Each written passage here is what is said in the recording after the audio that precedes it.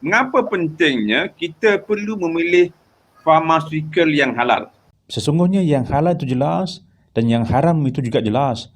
Bagaimanapun di antara keduanya terdapat perkara yang tidak jelas, yang syubhah, yang mana ramai orang yang tidak mengetahuinya. Okey, berkenaan dengan derma, kedai farmasi, kalau dalam bahasa Inggeris orang panggil retail pharmacy. Dulunya retail pharmacy. Dulunya kita terima dipanggil retail pharmacy. Cuma yang terbaru nama terbaru kita panggil community pharmacy lah, atau pharmacy community. Okey, dia sebagai community pharmacy Community pharmacy.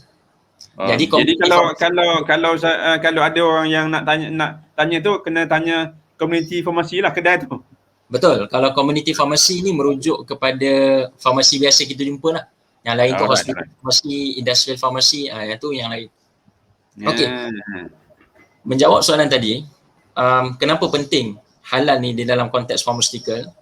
Yang pertama, kita semua pun sudah tahu halal ni bukan saja penting untuk pharmaceutical. Dia penting untuk segala segi lah untuk kita sebagai Muslim dan mukmin.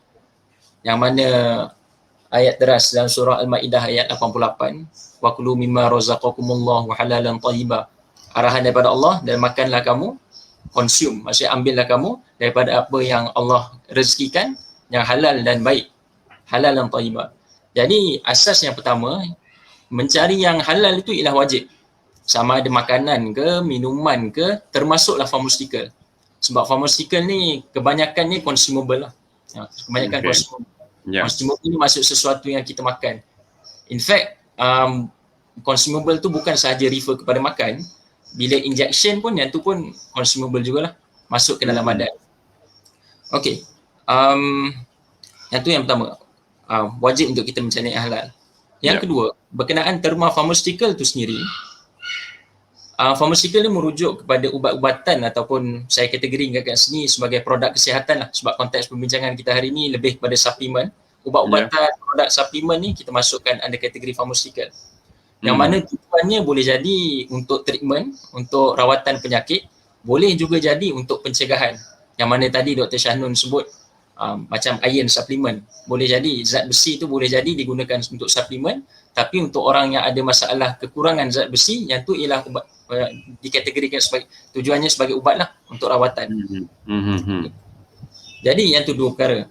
Jadi kita sebagai orang Islam, kita harus percaya dan yakin ikhtiar kita ambil ubat ke, ambil suplemen ke, sama ada kita ambil ubat untuk rawat penyakit ataupun kita ambil suplemen untuk pencegahan penyakit, yang tu ikhtiar kita sebagai manusia, sunatullah. Tapi yang menyembuhkan kita tu Allah lah. Allah asyad. Jadi apa yang ingin saya kaitkan ialah ironi, sesuatu yang bertentangan. Anda kata kita ingin berikhtiar, kita orang Muslim, kita ingin berikhtiar supaya Allah sembuhkan penyakit kita, supaya Allah cegah kita daripada segala jenis penyakit, tapi dalam masa sama kita tidak fikir arahan Allah untuk mencari yang halal. Itulah kepentingan. Maksudnya penting untuk kita cari produk pharmaceutical yang halal, tapi kita tak bincang di dalam keadaan darurat tu lah. Tapi bila kita berbincang berkaitan dengan suplemen, yang tu dalam keadaan biasa, bukan untuk tujuan darurat lah, dalam keadaan darurat. Suplemen ni kebanyakan ni digunakan tambahan sajalah kan? Tambahan, supplementary tambahan, yang mana kita gunakan untuk enhance ataupun prevention kepada penyakit dan sebagainya. Jadi halal itu sendiri, halal dalam pharmaceutical, andai kata kita cari ubat-ubat yang halal, kita utamakan ubat-ubat yang halal, andai kata kita sembuh, kita dapat dua-dua. Pahala dapat, sembuh pun dapat. Tapi kalau tapi andai kata tak sembuh, tak ada Allah tak sembuh, dapat pahala. Jadi dua-dua untuk kita lah. Betul. Jadi yang itulah kenapa penting untuk kita ahli farmasi pun baik, untuk kita mendidik masyarakat, dan juga penting untuk pengguna mengutamakan produk-produk kesihatan, produk pharmaceutical atau produk suplemen yang halal.